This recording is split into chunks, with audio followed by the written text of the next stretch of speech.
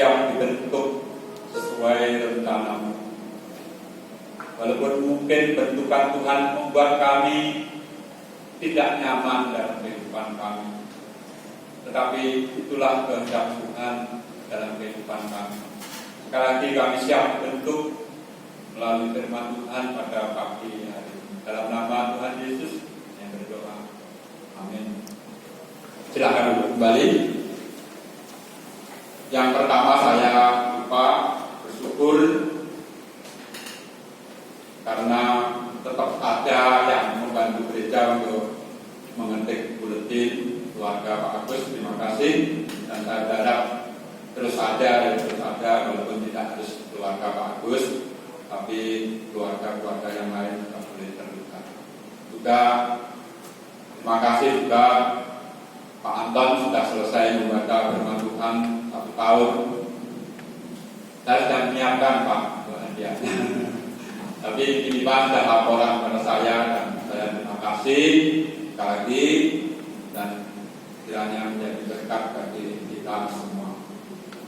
Bapak Ibu Saudara yang dikasihi Tuhan, mulai bulan ini mungkin saya awali sejak hari Rabu kemarin bahwa tema-tema khotbah saya mengenai bagaimana kita sebagai orang-orang Kristen itu hidup bersama Roh Tuhan.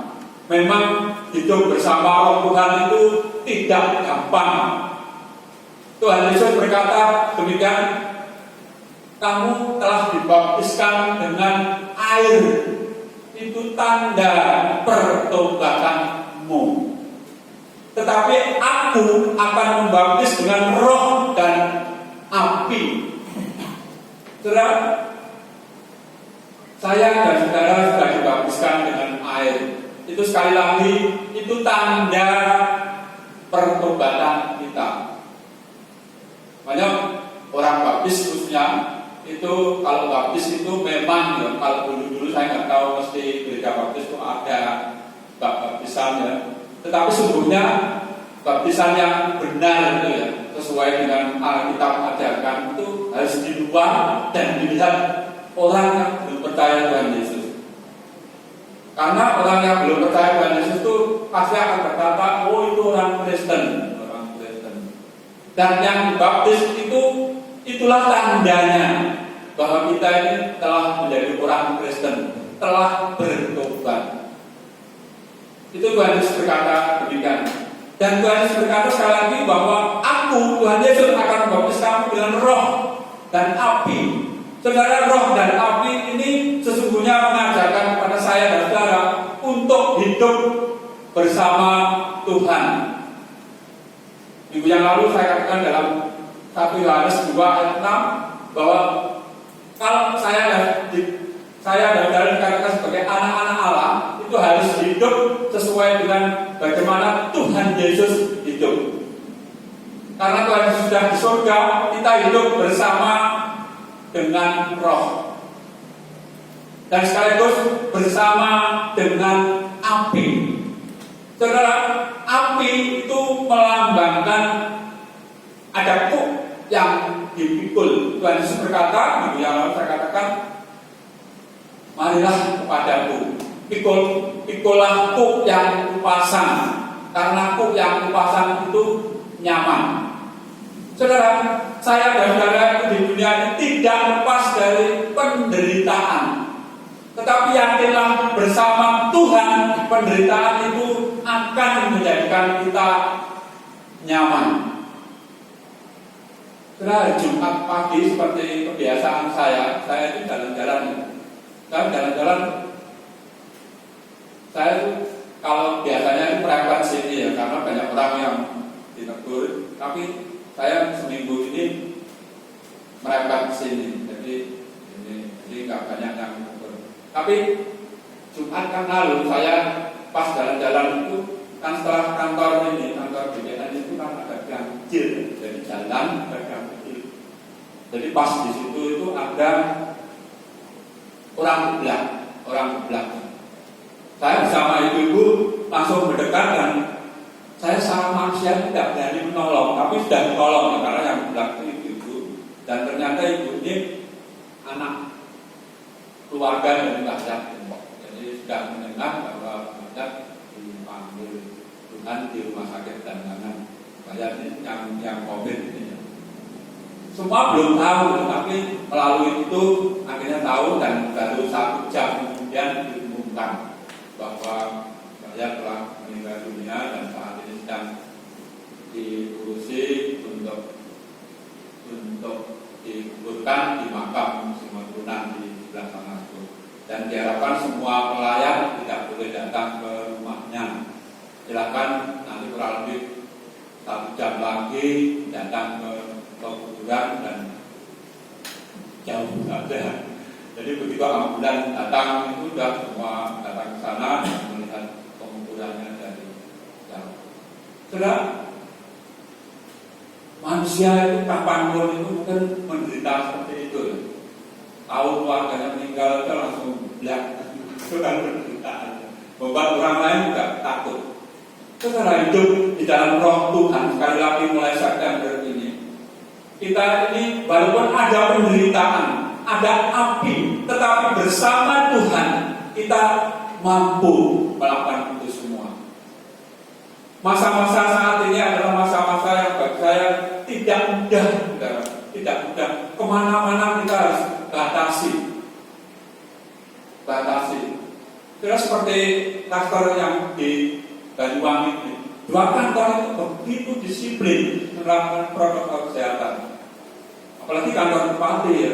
Lantai 2 itu tempatnya Pak Pujono Sekda berkantor. Sangat ketat. Tetapi toh masih bisa dalam tanda kutip bobol. Pak Pujono sendiri kena COVID. Termasuk Kejaksaan Negeri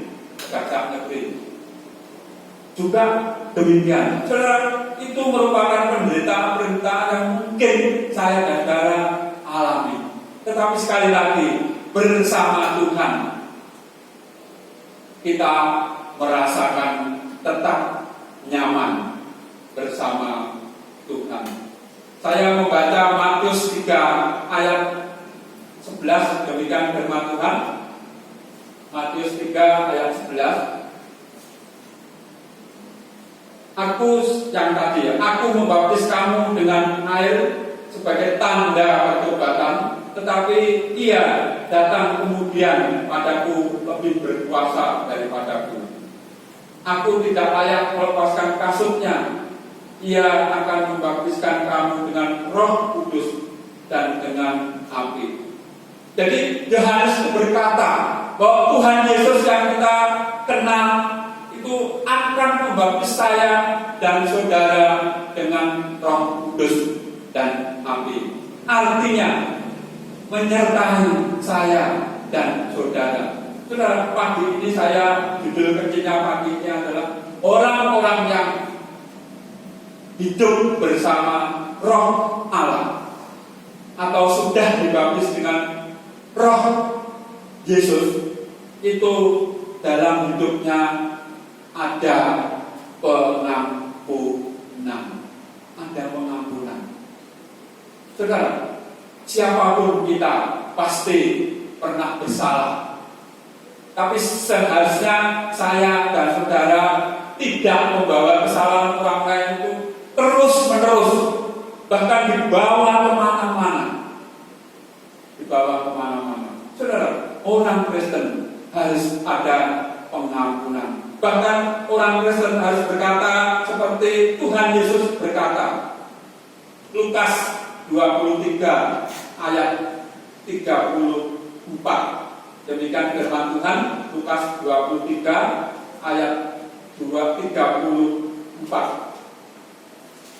Yesus berkata, "Ya Bapa, ampunilah mereka, sebab mereka tidak tahu apa yang mereka perbuat." Saudara, sekali lagi, kehidupan orang Kristen memang kelihatannya berat, tetapi bersama Tuhan,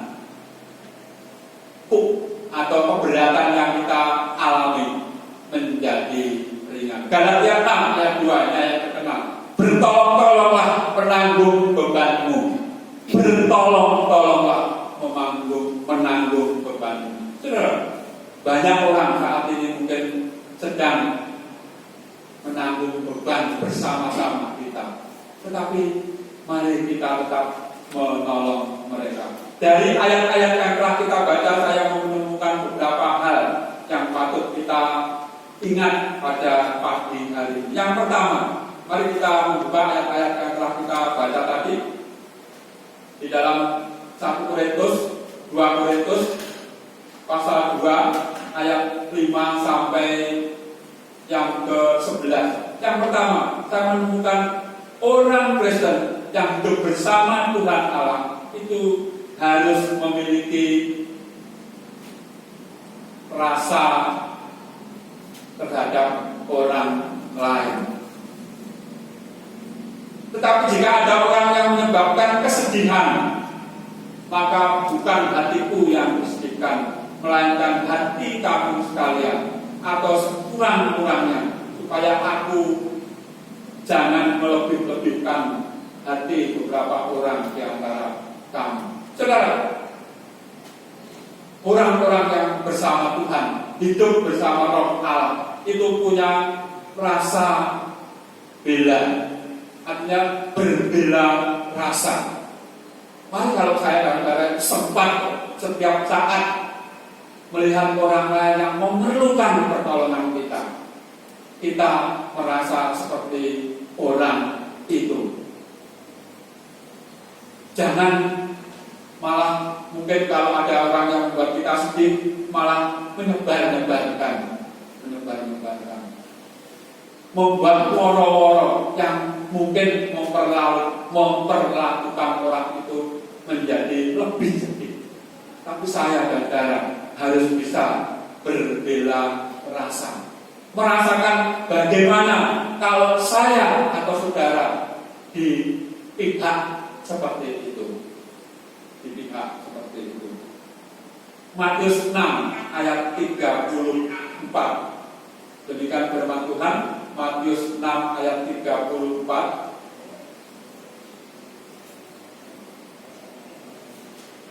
Sebab itu janganlah kamu khawatir akan hari esok, karena hari esok mempunyai kesusahannya sendiri. Kesusahan sehari cukuplah untuk sehari. Nah, saudara, saya dan saudara diharapkan seperti itu. Kalau ada saudara kita yang mungkin karena salah membuat dia sedih, membuat mungkin kita ikutan bersedih, tapi ingatlah bahwa kita harus ada batasnya. Kesedihan cukup sehari untuk sehari. Yang kedua, saya menemukan dari ayat ke-7 sampai yang ke-10, kita harus mengampuni orang yang bersalah kepada kita. Walaupun sekali lagi tidak gampang, tetapi itulah yang diajarkan. Sehingga kamu sebaliknya harus mengampuni dan menghibur dia, supaya ia jangan binasa oleh kesedihan yang terlampau berat. Karena mengampuni orang lain penting dalam kehidupan kita. Karena apa? Karena kalau tidak ada pengampunan, itu dampaknya luar biasa. Dampaknya itu nanti akan saya sebutkan, tapi saya singgung dulu. Supaya ayat 11 itu, supaya iblis jangan beroleh keuntungan atas kita. Sebab kita tahu apa maksudnya. Nah, saudara, bayangkan kalau saya dan saudara itu tidak mengampuni saudara kita yang bersalah, iblis itu akan untung atas kita. Pasti hubungan saya dan saudara akan terus dikobar-kobarkan supaya tidak ada maaf, tidak ada maaf. Itu keuntungan yang akan diperoleh iblis. Tetapi kalau saya dan saudara mengampuni, mungkin iblis akan merasa rugi. Efesus 4 ayat 36. Demikian firman Tuhan. Efesus 4 ayat 36.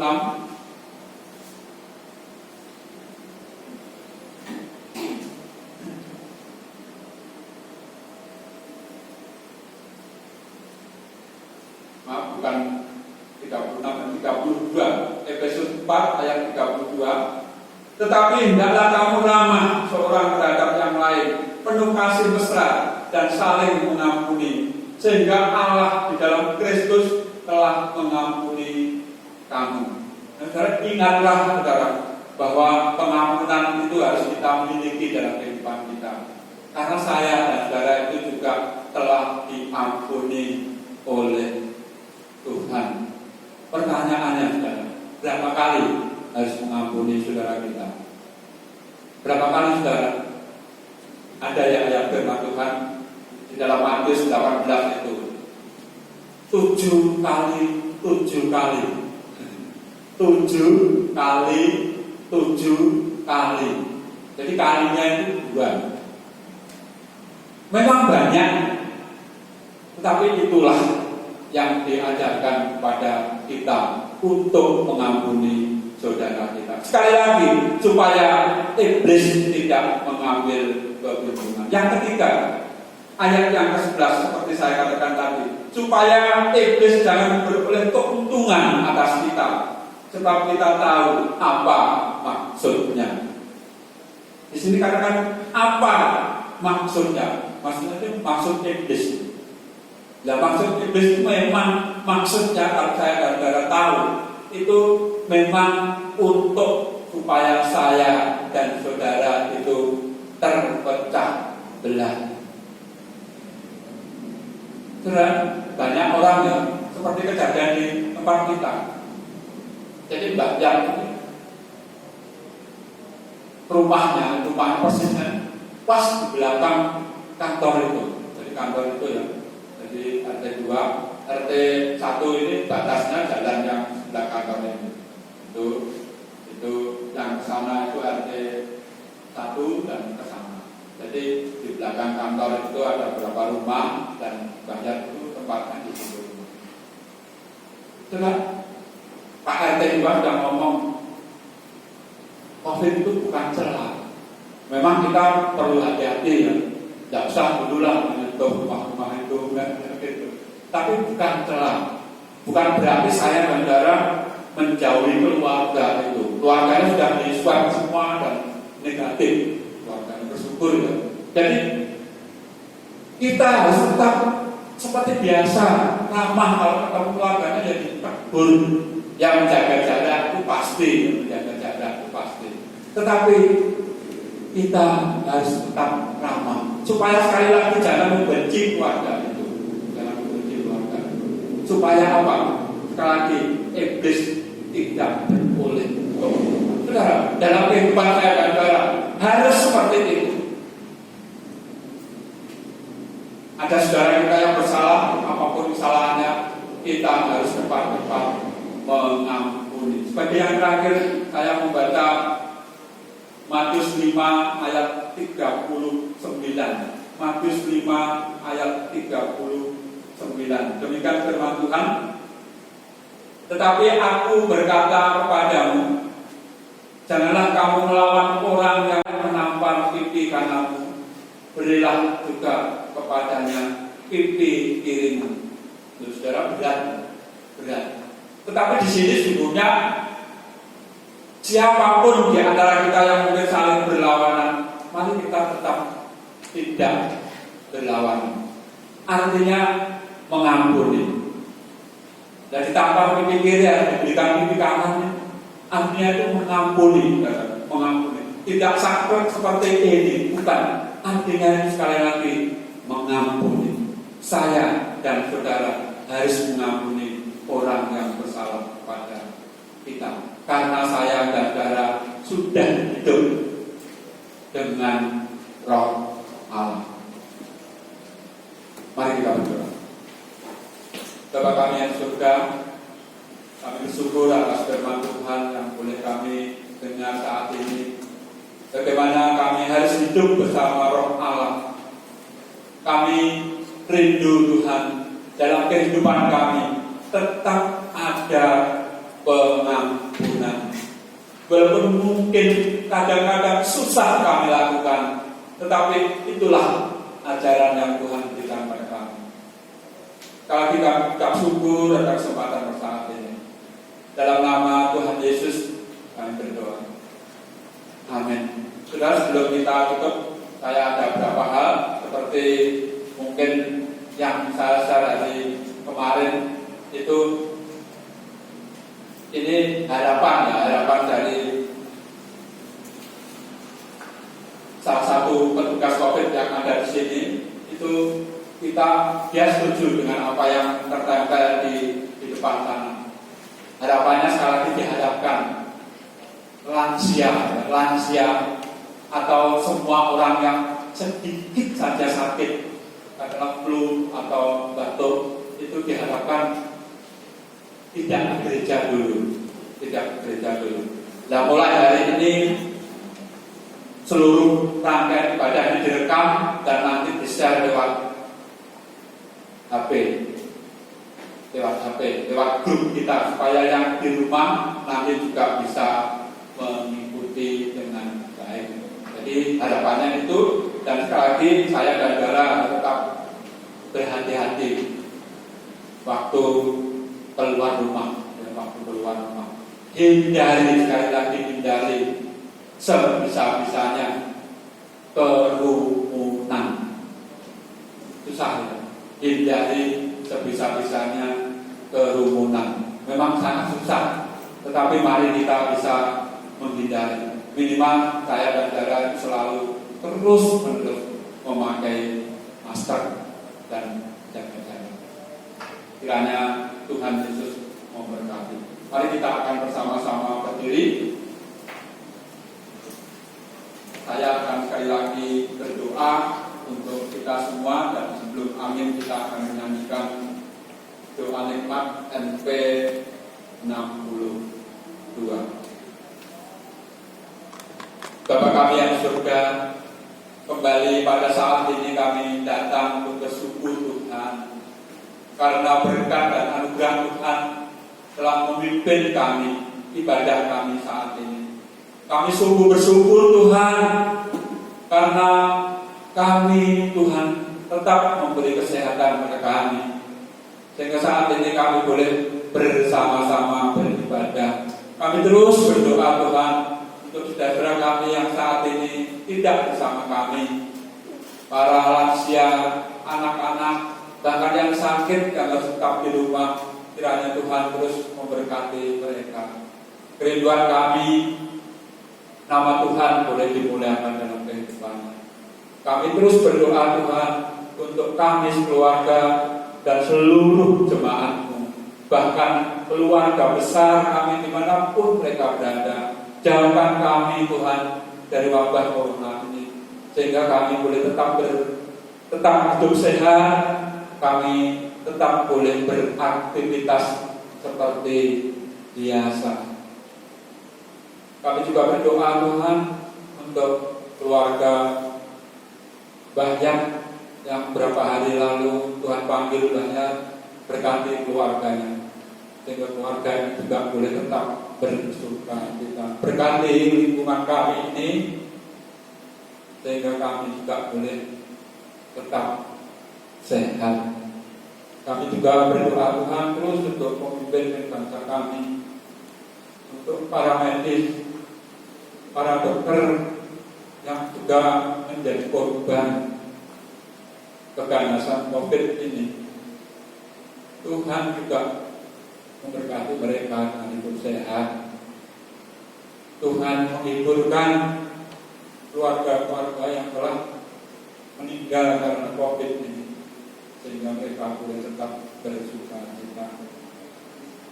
Berkati Tuhan usaha-usaha uji coba yang saat ini terus dilakukan untuk mendapatkan antivirus. Kiranya semua boleh berhasil semata-mata karena berkatnya dari Tuhan. Sekali lagi kami ucap syukur atas kesempatan saat ini. Kalau sebentar kami akan kembali ke rumah kami masing-masing. Tuhan juga memberkati perjalanan kami, memberkati hidup kami hari ini. Sekali lagi Tuhan menjauhkan kami dari wabah corona yang melanda kota kami, kabupaten kami, negara kami, bahkan dunia. Sekali lagi Tuhan, kami ucap syukur atas kesempatan saat ini. Dalam nama Tuhan Yesus kami berdoa. Tuhan memberkati engkau dan melindungi engkau. Tuhan menyinari engkau dengan wajah-Nya dan memberi engkau kasih karunia. Tuhan menghadapkan wajah-Nya padamu dan memberi engkau damai sejahtera. Dalam nama Tuhan Yesus kami berdoa.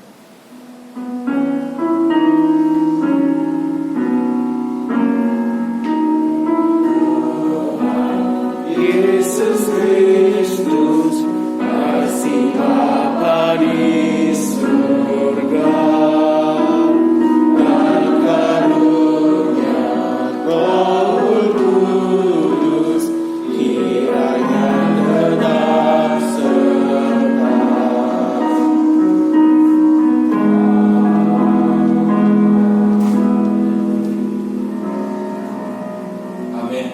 Tuhan